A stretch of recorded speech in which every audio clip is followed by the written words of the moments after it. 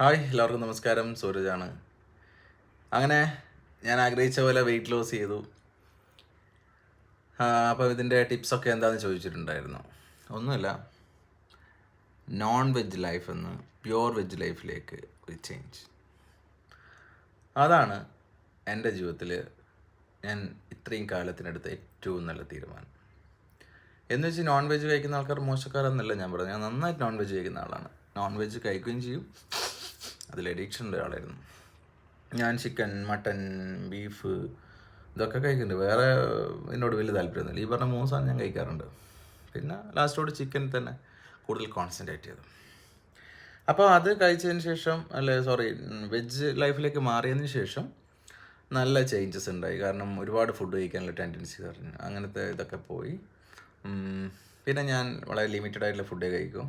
നന്നായിട്ട് കൃത്യസമയത്ത് ഭക്ഷണം കഴിക്കും. എക്സസൈസ്, ജിമ്മിൽ വർക്കൗട്ടൊന്നും ഇല്ല കേട്ടോ. ഇനി വർക്കൗട്ടൊക്കെ ചെയ്യണം. അപ്പോൾ അങ്ങനെയൊക്കെ ലൈഫിലേക്ക് മാറിയപ്പം കുറേ വെജിറ്റബിൾസ് കഴിക്കാൻ തുടങ്ങി, സാലഡ്സ് കഴിക്കാൻ തുടങ്ങി. പിന്നെ അരിഭക്ഷണം മാക്സിമം അരിഭക്ഷണം എന്നല്ല, ഗോതമ്പാണെങ്കിലും അരിയാണെങ്കിലും ഒരുപാട് കഴിക്കാറില്ല, എല്ലാം കുറച്ച്. അപ്പോൾ അങ്ങനെയാണ്. അപ്പം ഞാൻ അങ്ങനെയാണ് വെയിറ്റ് ലോസ് ആയത്. കാരണം കുറേ സമയം എടുത്തു കേട്ടോ. എന്തായാലും കറക്റ്റ് പറയാലോ, ഒരു 3 മാസം 3.5 മാസത്തിൻ്റെ മേലെയായിട്ട് കുറഞ്ഞ് വെയിറ്റ് കുറച്ച് കൊണ്ടുവന്നു. ഇപ്പോൾ ഒരു 6 മാസമൊക്കെ ആയിട്ടാണ് വെയിറ്റ് കറക്റ്റ് ലെവലിലെത്തിയത്. അങ്ങനെ വെയിറ്റ് ലോസ് ചെയ്യാവും. അതും കുറേ ആൾക്കാർ അറിവുള്ള ആൾക്കാർ പറഞ്ഞു തന്നതാണ്. പിന്നെ നമ്മുടെ സിനിമ ഫെബ്രുവരി 2 റിലീസ് ചെയ്യാണ്. അപ്പം ഈ പ്രസവ വേദന എന്നൊക്കെ കേട്ടിട്ടുണ്ട്. പക്ഷേ അതിപ്പോൾ അനുഭവിച്ചുകൊണ്ടിരിക്കുക. നമ്മുടെ ഈ ഫെബ്രുവരി 2 ആകുമ്പോഴേക്ക് ശ്വാസം കിട്ടാത്തൊരവസ്ഥ. നമ്മൾ എന്തായാലും ഇപ്പം പരീക്ഷ എഴുതി, റിസൾട്ടാണ്. അപ്പോൾ പരീക്ഷ എന്തായാലും എഴുതി. ഇനിയിപ്പോൾ അതിൽ വലിയ മാറ്റമൊന്നും വരാനില്ല. പക്ഷേ അതിലുണ്ടാവുമല്ലോ നമുക്കൊരു ആശങ്കയുണ്ട്. ഓക്കെ, ഇനിയിപ്പം പറഞ്ഞ പോലെ ആൾക്കാർ കണ്ട് അതിൻ്റെ അഭിപ്രായമൊക്കെ പറഞ്ഞു കഴിഞ്ഞാൽ എന്താണെങ്കിലും ആദ്യത്തെ സിനിമ കൊണ്ട് ബെസ്റ്റ് ആക്ടർ ആവണമെന്നോ അല്ല. അഭിനയം അറിയാലോ, നമുക്ക് ബേസൊന്നും ഇല്ല. ഈ സീരിയലിൽ നിന്ന് കിട്ടിയ ആ ഒരു പാഠമാണ്. പിന്നെ അതിൽ നിന്ന് നമ്മൾ കുറച്ചുകൂടെ ഡെവലപ്പ് ആവുമല്ലോ. ഇപ്പം എൻ്റെ ഏറ്റവും വലിയ ഭാഗ്യം എന്ന് വെച്ച് കഴിഞ്ഞാൽ ഇപ്പം ഈ മൃദുഭാവേ ദൃഢകൃത്യ ഷാജുൻ കാരിയൽ സാറിൻ്റെ പടമാണ്. അപ്പം നമുക്ക് അത് നമ്മളെ സംബന്ധിച്ചിടത്തോളം വലിയൊരു കാര്യമാണ്. എന്നെ സംബന്ധിച്ചിടത്തോളം വലിയൊരു കാര്യമാണ്. അപ്പോൾ ഇനി സിനിമാ സംബന്ധമായിട്ടുള്ള എൻ്റെ പേഴ്സണൽ കാര്യങ്ങളൊക്കെ നമ്മുടെ ഈ ഒരു ചാനൽ സൂരജ് ചാനലിലൂടെ ഞാൻ വിടും. അതാകുമ്പം എന്നെ അറിയുന്ന ആൾക്ക് പെട്ടെന്ന് കാര്യങ്ങൾ അറിയിക്കാൻ വളരെ എളുപ്പമാണ്. പിന്നെ ഒരു കാര്യം എല്ലാവരോടും പറയാനുണ്ടായിരുന്നു. കാരണം എന്നെ അറിയുന്ന ആൾക്കാരാണ് ഇതിൽ ഉള്ളതെന്ന് എനിക്കറിയാം. നമ്മൾ സീരിയലിൽ വന്ന സമയത്ത് പിന്നെ ഞാൻ ഒരു PR വർക്കും ഇല്ലാതെയാണ് ദൈവം സഹായിച്ചിട്ട് 10 പേരുടെ അടുത്തേക്ക് എന്നെ ഇഷ്ടപ്പെടുന്ന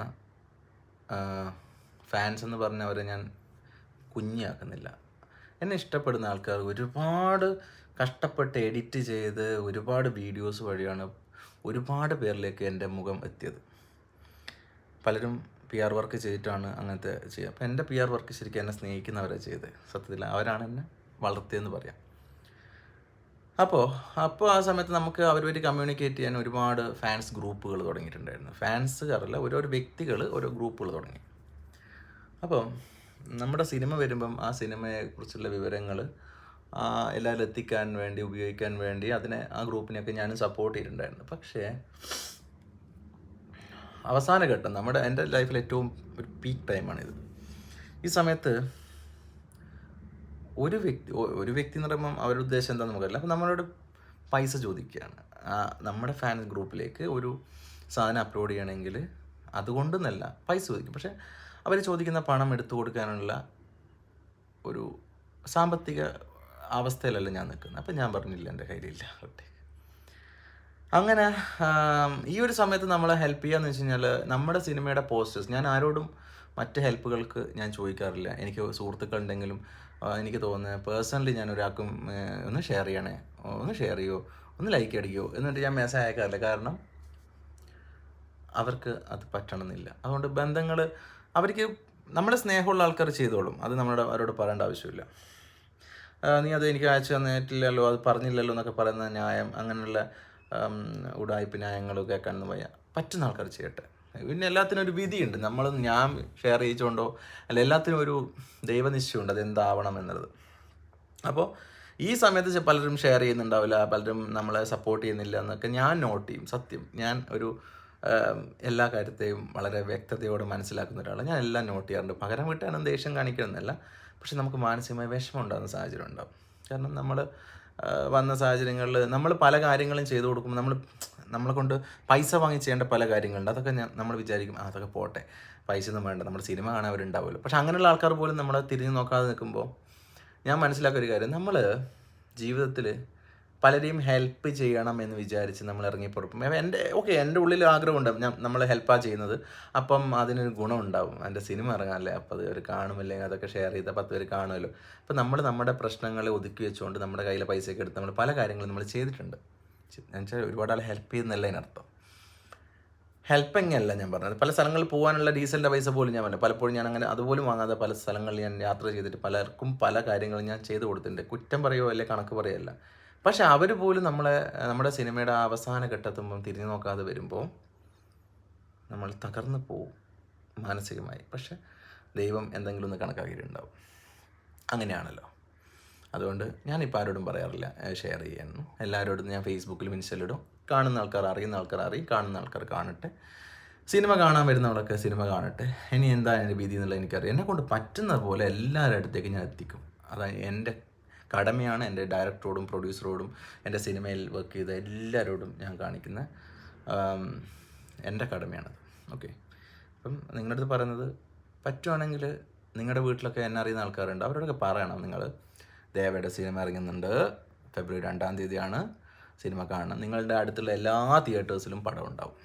ഏറ്റവും ബെസ്റ്റ് തിയേറ്റേഴ്സാണ് നമുക്ക് കിട്ടിയിട്ടുള്ളത്. ഗുഡ്വിൽ എൻ്റർടൈൻമെൻറ്റ്സ് ആണ് നമ്മുടെ പടം ഡിസ്ട്രിബ്യൂഷൻ എടുത്തിരിക്കുന്നത്. അപ്പോൾ ആ ഒരു സന്തോഷവും എനിക്കുണ്ട്. കാരണം പിന്നെ സി മ്യൂസിക്, അവരാണ് നമ്മളെ മ്യൂസിക് എടുത്തിട്ടുള്ളത്. അതൊക്കെ വലിയ ഭാഗ്യമാണ്. മില്യൺ കണക്കിന് വ്യൂസുള്ള ചാനലിൻ്റെ അതിലാണ് നമുക്ക് കിട്ടിയിട്ടുള്ളത്. അപ്പം എന്തായാലും ഇതിന് ബ്രാൻഡ് വാല്യൂ ഉണ്ട്, എനിക്കത് മതി. ആ ഒരു സന്തോഷം എനിക്കുണ്ട്.